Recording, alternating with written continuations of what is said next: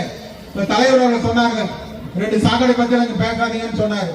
ஆனா இன்றைக்கு நாம் பேசவில்லை என்றாலும் கூட அவர்கள் எல்லாம் இழந்து தொடர்ந்து எங்களுடைய தலைவரை கேவலமாக பேசிக் கொண்டிருக்கிறார்கள். பொதுமக்கள் மத்தியில தனியா நீ என்ன பேசு, ஆனால் வெட்ட வெளியில பொதுமக்கள் மத்தியில தொலைக்காட்சி வழியாக லட்சக்கணக்கான பேர் பார்க்கின்ற வகையில உங்களை பத்தி அவ்வளவு கேவலமாக சொல்லும் போது நாங்கள் எப்படி பார்த்து கொண்டிருக்கிறது? எங்களுக்கும் மரியாதை இருக்கிறது, சூடு சொன்ன இருக்கிறது. ஐயா அவர்கள் எங்களுக்கு குலதெய்வம், ஐயா தான் எங்களுக்கு குலதெய்வம், அதுல எந்த விதமான மாற்றமும் கிடையாது. ஆனால் பாட்டாளி மக்கள் கட்சி தலைவர்னா நீங்க தான் இனிமேட்டு யாரும் கட்சி தலைவராக முடியாது. ஐயா அவர்களை நாங்கள் ஏற்றுக்கொள்கிறோம். ஆனா ஐயாவை இன்றைக்கு திட்டமிட்டு ஒரு 5 பேர் அங்க இருந்து கொண்டு ஐயாவை முழுமையாக மாற்றி இன்னைக்கு திமுக பெட்டியை வாங்கி கொண்டு இந்த கட்சி பிரிப்பதற்காக வேலை செஞ்சு கொடுக்கிறார்கள். அது தலைமை பூசாரிக்கிறார், ஒருத்தர் எம்எல்ஏ இருக்கிறார், பெண்ணகரத்தில் இருக்கிறார், கௌரவ தலைவர் மேல ஒரு பட்டம் கொடுத்துருக்கிறாங்க. இந்தியாவில் எந்த ஒரு கட்சியிலாவது ஒரு தலைவரா இருந்துட்டு போனதுக்கு அப்புறம் இந்த மாதிரி ஒரு பதவி யாருக்காவது கொடுத்துருக்காங்க? எந்த கட்சியிலாவது இருக்குதா? ஆனா இங்க மட்டும் எங்க ஐயா அவர்கள் ஒரு கௌரவ பதவி கொடுத்துருக்காரு. அப்புறம் தியாக செம்மல், இந்த பாட்டாளி மக்கள் கட்சிக்கு நீ என்ன தியாகம் பண்ணீங்க சொல்லுங்க? ஒரே ஒரு தியாகம், லட்சக்கணக்கான பேர் உயிரை கொடுத்து பலி கொடுத்து வழக்கம் செஞ்சுட்டு இந்த கட்சி உருவாக்கி இருக்கிறோம். 41 வருடம் ஐயாவை சின்ன நம்பி நாங்களும் வேலை செஞ்சுட்டு இருக்கிறோம். நான் வேலை செஞ்சுட்டு இருக்கிறேன். நீ என்ன சொல்ற? 45 வருஷம் முன்னாடி வந்தாங்க. நான் மாவட்ட செயலர் 87, 88, 89 வன்னியர் மாவட்ட செயலர்கிறப்ப நீ மாவட்ட தொண்டர்படை தலைவர் சேலம் மாவட்டத்துக்கு. நீ எங்க போய் ஓய்வுல உழைப்பாளி? என்னது உழைச்சன்னு எங்களுக்கு தெரியும், எங்க போய் உழைச்சன்னு எங்களுக்கு தெரியும்.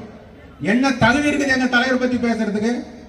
இன்னைக்கு 100கணக்கான மக்கள் இருக்கின்ற எங்களுடைய தலைவரை பத்தி 2 முறை நீ பேசக்கூடாது. இன்னொருத்தர் சேலத்தில் ஒரு சாக்கடை இருக்குது, அந்த சாக்கடை 20 வருஷத்துக்கு முன்னாடி சாதா ஒரு லூஸ் இந்த டிவி ஷிஃப்டிங்ல அந்த டிவி ஷிஃப்டில கேபிள் கனெக்ஷன் வீட்டுக்கு 50 ரூபாய் கனெக்ஷன் பண்ணி வசூல் பண்ணிட்டு இருந்தான். எவ்வளோ? கேபிள் கனெக்ஷன் பாலிமார் கனெக்ஷன்ல வெறும் 50 ரூபாய் ஒரு வீட்டு கனெக்ஷனுக்கு. வீடு வீடா போய் கேபிள் கனெக்ஷன் கொடுத்து 50 ரூபாய் கொடுத்து நீ வச்சிருந்த. மூச்சுக்கு 300 ரூபாய் சொல்ல. என்ன சொல்ற? நான் ஒரு ஆசிரியர் மகன், நான் ஆசிரியரோட மகன், சாதாரண மகன். நீ எத்தனை கோடி ரூபாய் சொல்லி சேர்த்த நீயே சொல்லிட்டு இருக்கிற? நீ சொல்லிட்டு இருக்கிற, நான் சொல்லுங்கிற அவசியமே இல்ல. நீ போன் பண்ண ரெக்கார்டு இருக்குது, இத்தனை 100 கோடி ரூபாய் நான் சொத்து இருக்குது, நான் எவனுக்கு கெஞ்ச வேண்டிய அவசியம் இல்லைன்னு 3000 நீ சொல்ற. எங்க இருந்து வந்துச்சு அவ்வளவு காசு? யாரு கொடுத்த காசு? டே நீ எங்க இருக்கிறன்னு யாருக்குமே தெரியாதுடா. அண்ணன் தலைவன் அன்புமணி இல்லைன்னா நீங்க ஒரு செல்லா காசு சாதாரண சொன்ன ஒரு கவுன்சிலர் வரத்தோட உனக்கு லாய்க்கு கிடையாது. நீ ஆம்பளையா இருந்தா உங்க 5ஆம் டிவிஷன் கவுன்சிலர் ஆடா, முதல் 5ஆம் டிவிஷன் கவுன்சிலர் ஆடா. மாநகராட்சியில 3 முறை எனக்கு மேயர் நிக்க கொடுத்து வாய்ப்பு கொடுத்தாரு எங்க தலைவர். 3 முறை வாய்ப்பு கொடுத்தாரு.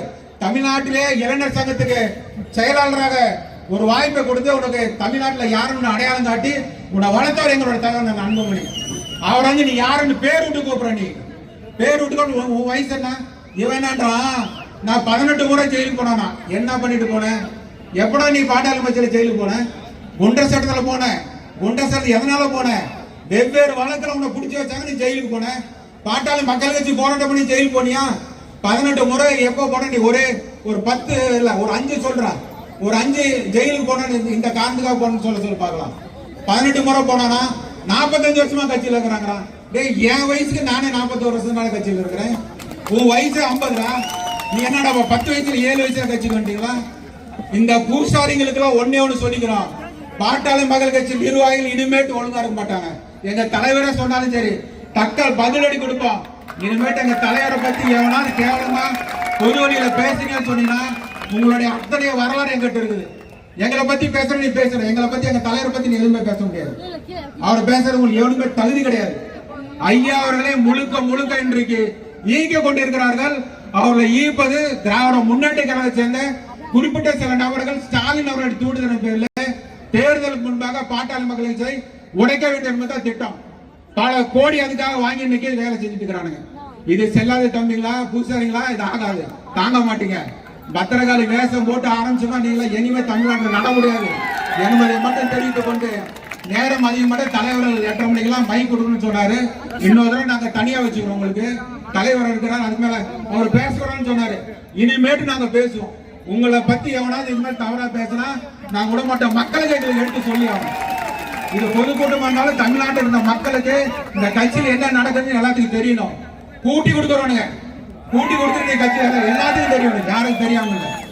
இந்த வேலையெல்லாம் வச்சுக்காதீங்க. காலமா இத்தனை நாள் உழைத்த உங்களுடைய பேர் புகழ் எல்லாம் போயிடுச்சு. இதுக்கு மேலேயாவது ஐயா அவர்களே, இவர்களை நம்பாதீர்கள். இந்த சமுதாயம் உங்களை நம்பி லட்சக்கணக்கான பேர் இந்த இயக்கத்திற்காக உழைச்சு ஜெயிலுக்கு போய் பாடுபட்டு இன்னைக்கு உயிரை கொடுத்து வேலை செஞ்சு நாங்களும் உங்களை நம்பி வந்தோம். எங்களை எல்லாம் நம்பி பார்க்காம கேவலம் அவனுக்கு பேச்ச பணத்துக்காக அவனுக்கு பேச்ச கேட்டுக்கிட்டு அவனுக்கு சொல்றான்னு சொல்லிட்டு நீங்க கேட்கறத எங்களால் தாங்கிக்க முடியல. ஐயா அவர்களே, உங்கள் பாதம் தணிந்து கேட்டுக்கொள்கின்றோம். எங்கள் தலைவரை செயல்பட விடுங்கள், அவரை ஏற்றுக்கொள்ளுங்கள். வருங்காலத்தில் 10.5 நாங்கள் பெற்றே தீர்வோம். உங்க கொள்கை நிறைவேற்றும் என்று கூறி நிறைவு செய்கிறேன். நன்றி, வணக்கம்.